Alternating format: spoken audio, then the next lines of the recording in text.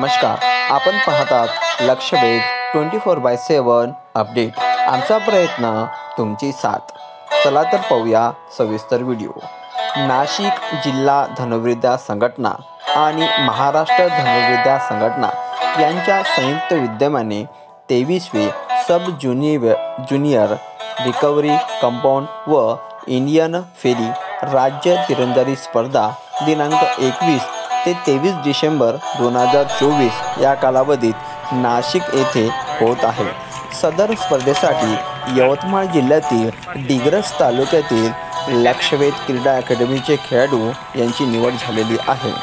23वे सब junior तिरंदाजी स्पर्धेसाठी खालील खेळाडू यांची निवड करण्यात आली। त्यामध्ये रिकव्हर कंपाऊंड आणि इंडियन या 3 फेरीमधील इंडियन राऊंडसाठी मुलीमध्ये तन्वी इंगोले, काजल जाधव, माही हटकर, सिद्धी हटकर, चैताली चव्हाण यांची निवड झाली।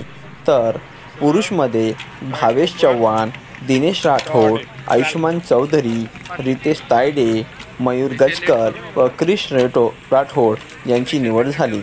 या सर्व खेळाडू यांना लक्षवेध धनुर्विद्या क्रीडा अकॅडमीचे प्रशिक्षक सुरेंद्र राठोड यांचे मोलाचे सहकार्य लाभले। आपणाला हा व्हिडिओ आवडला असेल तर लाईक करा, कमेंट करा व इतरांना शेअर करा।